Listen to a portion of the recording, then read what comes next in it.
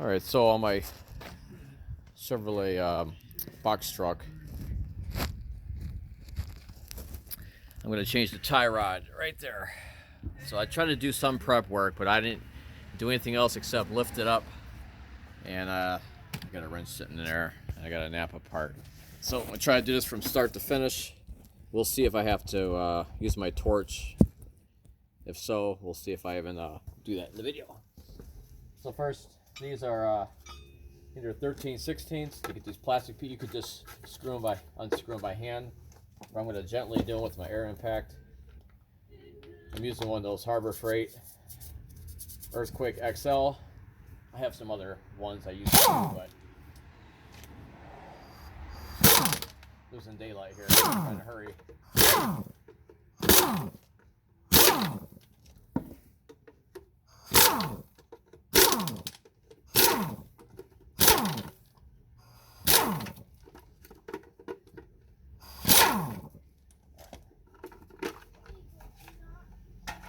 Probably should spray. These looks like they haven't been off in a while.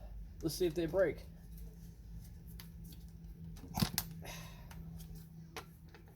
Thirteen sixteenths. I'm just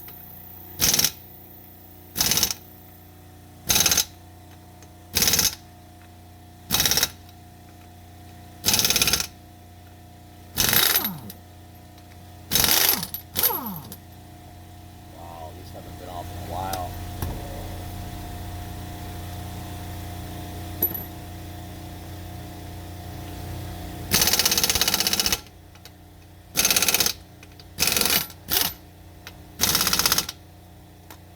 Trick to do too, you hit on the rim. These are steel rims. You hit on the rim to vibrate it more, or you spray it. I'm gonna grab me some spray real quick.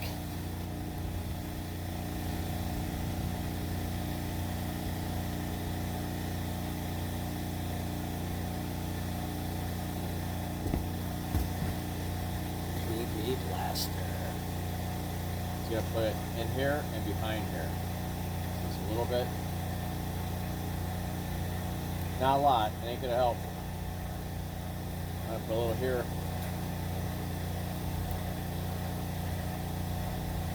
You can replace the outer tie rod without taking the wheel off, but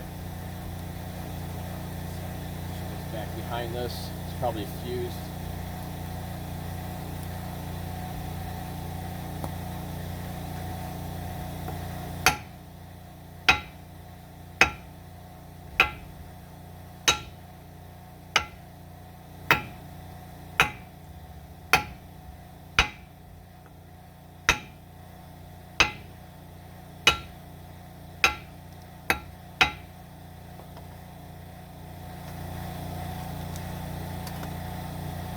Low my pressure too. We have to get a different impact on. See that?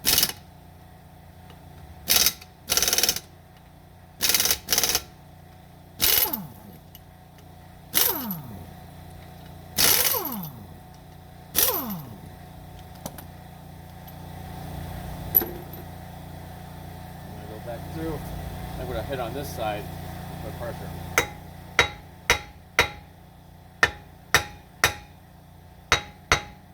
I don't think this has been off for, who knows, years.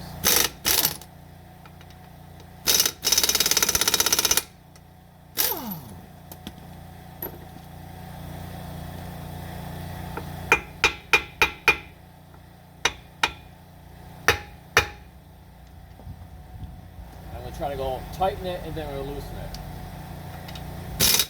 Sometimes back and forth to wiggle it free. Let's see. Simple as that. And the wheel broke free from the hub. I'd have to show you how to use a piece of wood and a hammer or sledgehammer, or go from the backside. So, yep, this is good. And you don't want these to scrape on the threads like I'm doing. So you're gonna get your hand in here, make sure you're not getting pinch and lift up on the side and out.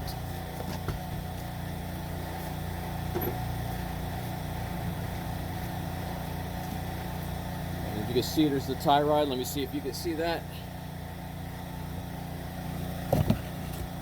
Yep, you can see the tie rod right here. So the first thing that I do is on the adjusting nut.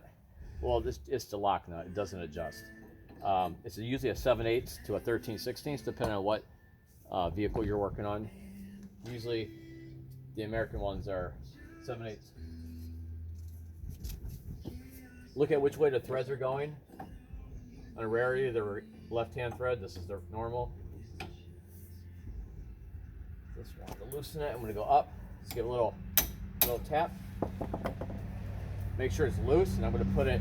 I see that it's free from the tie rod, so I'm going to tighten it right back where it was. I just want to free it, so I don't lose my measurement. So there, it's tight back, just snug. Now I can work on getting this out. A lot of times when I'm going to take this top mounting nut off, the tie rod stem, the whole stem will spin inside here, but you'll have just enough gap to where you can cut it off with a cutoff wheel. Hopefully I don't have to do that.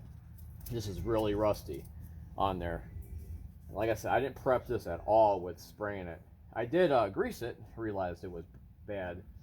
You might not be able to see from there. Maybe I can zoom in.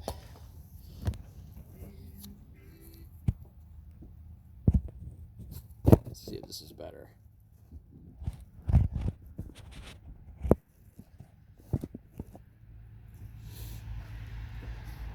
But there. I mean, I need my shocks. They're bad. Oh, this is where I was doing that electrical repair work. I think this is a 7/8 on top as well. Might be a 13/16. Oh, it's a 13/16. Let's see if it'll break free without giving me a problem here.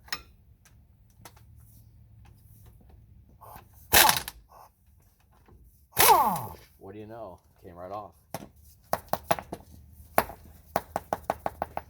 Yeah, I can't get this truck in my garage. I haven't made enough money on my side business to build my garage behind this garage on the side. I'm trying to. What I normally do on these is I'll just they normally don't come off that easy. Literally, wow, that makes up for all my talking. And then normally you just spin these right off, but you're going to have to hold this other shaft. A lot of times these are fused in here because whoever puts them on, they don't use anti-seize or any type of petroleum to stop it. I mean, because water will get in there. It's not sealed. This tie rod, this vehicle, any vehicle sits for a long time or it's in a very moist area, they will seize in there. So let me show you how to get these off. Normally you would get in here. Let's pretend that's stuck. And a lot of times you would just take the nut down a little bit, loosen a little bit, and you get this in here. Make sure that you're not going to hit any brake lines or electrical lines like ABS. And you come in here and you just bang, bang, bang, bang, bang, bang, bang, bang, and it'll pop off. Or you have to cut this off in here. And a lot of times you have to heat these up to get these off. Let's see if I can get this. And this is a good time to check your inner tie rod. I got no play. I'm probably going to have to grab a tool here that I forgot to get. But before I do this, I want to make sure, again, that my replacement tie rod is the same exact length and style, so I don't have to worry about alignment as much. I'm not going to get alignment on this yet. I still have to do my other work on here. Maybe it's loosen up. Okay. Now if you can see that, I was able just to take it off. So now you could count the turns or count the threads. This is 1, 2, 3, 4, 5, 6, 7, 8, 9, 10, 11, 12, 13, 14, 15, 16, 17, 18, 19, 20, 21, 22, 22. It was coming off. So you got 22 threads. So I grab my grease gun. I'll get the new tie rod. And I usually put a little grease in here. Like that. And I can tell the other mechanic had did that too. You can see it, and it actually put anti-seize. But this tie rod was shot. I had movement in it.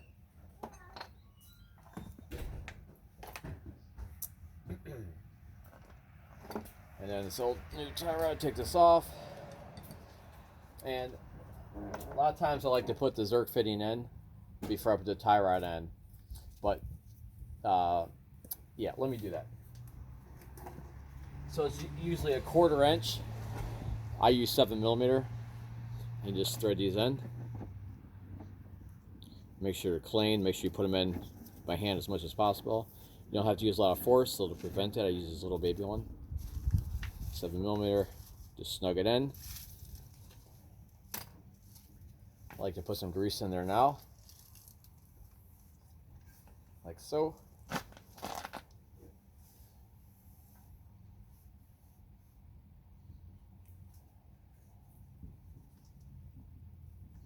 Got an old grease gun here, so I'll just pump it a little bit until I see the boot pushing out like that.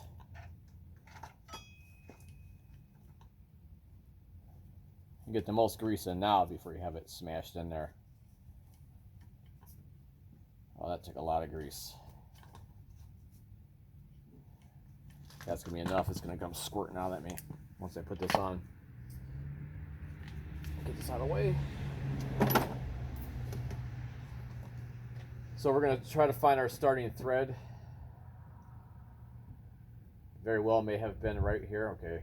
All right. I think I got it started.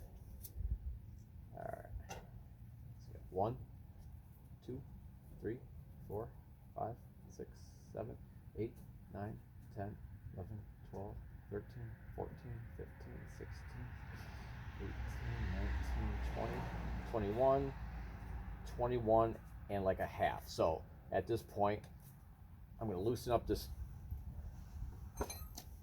7/8 nut a little bit.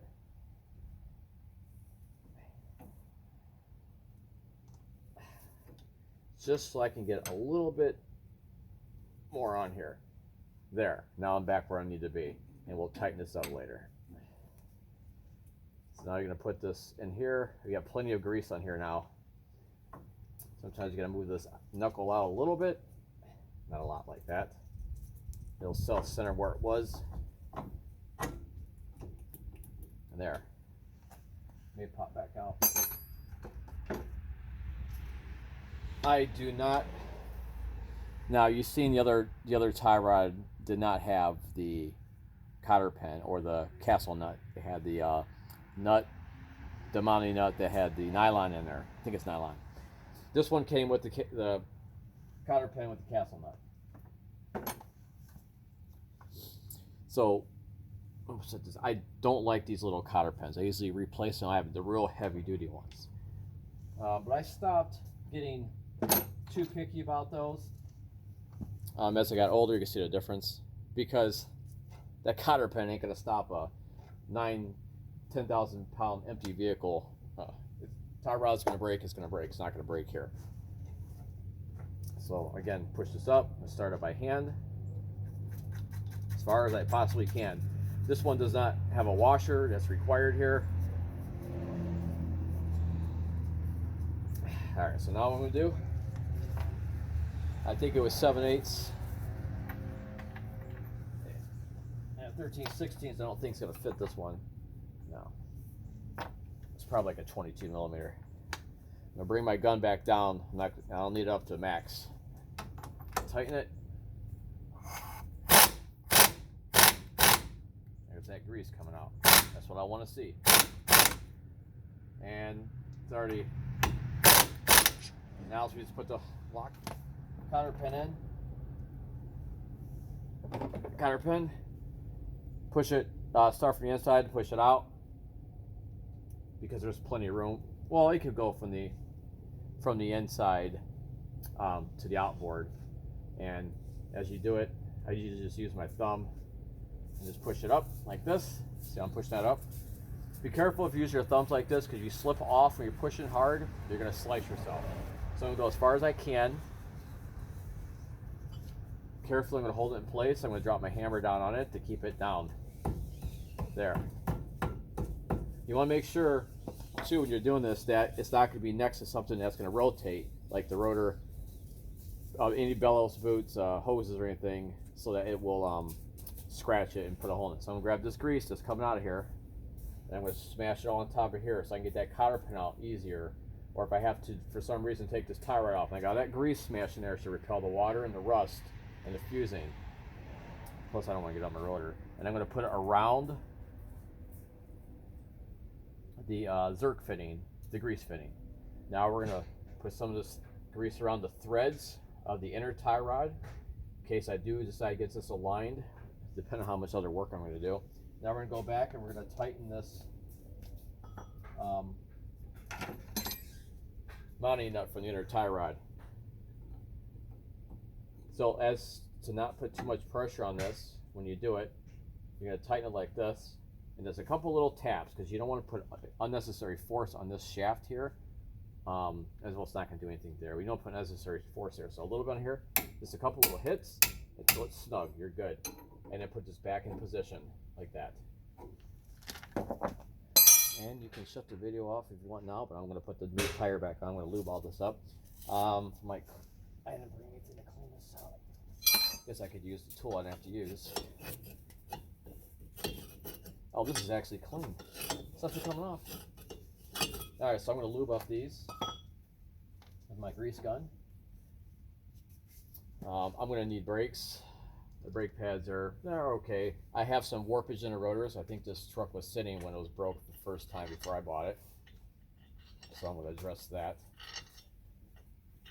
I don't need a wheel bearing. These are expensive.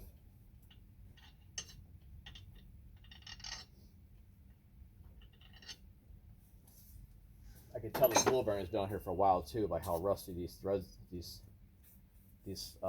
wheel studs are. These wheel studs, I believe, are a mixture of aluminum and steel. Correct me if I'm wrong. I probably am wrong. This one around here.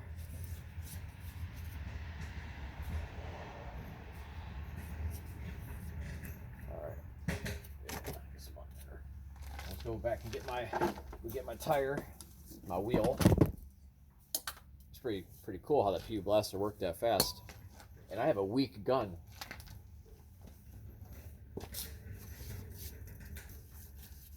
All right. As I'm rolling the wheel, I'm checking for any big headed nails or anything in here because I do take this thing to the landfill a lot.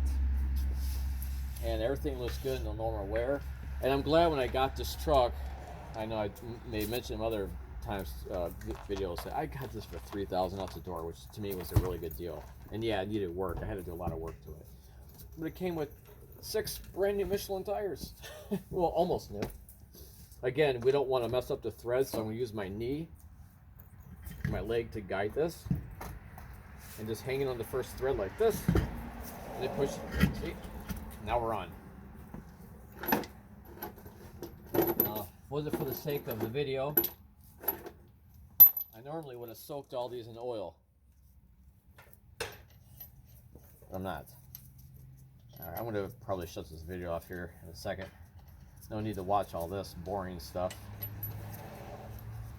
I would have cleaned these up too. I am in a hurry.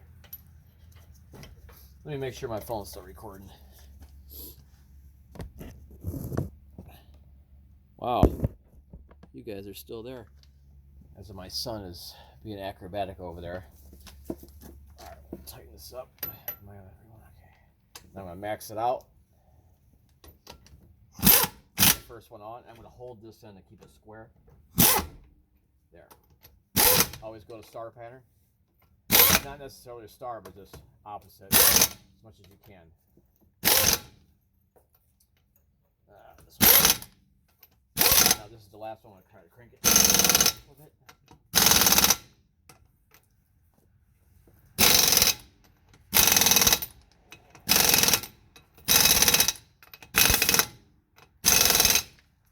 Yeah, this gun has seen better times.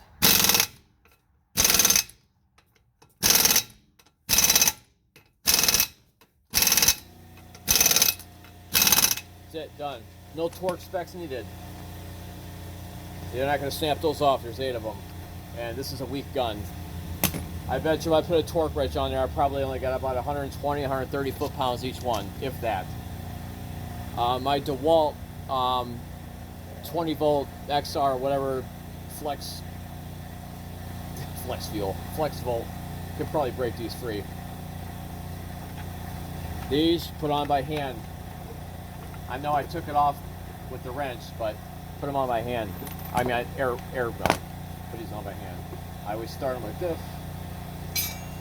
Grab my trusty rag. I use the rag as my gripper. Tighten them up.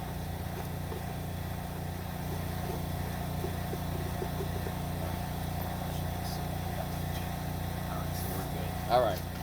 So that was the tie rod.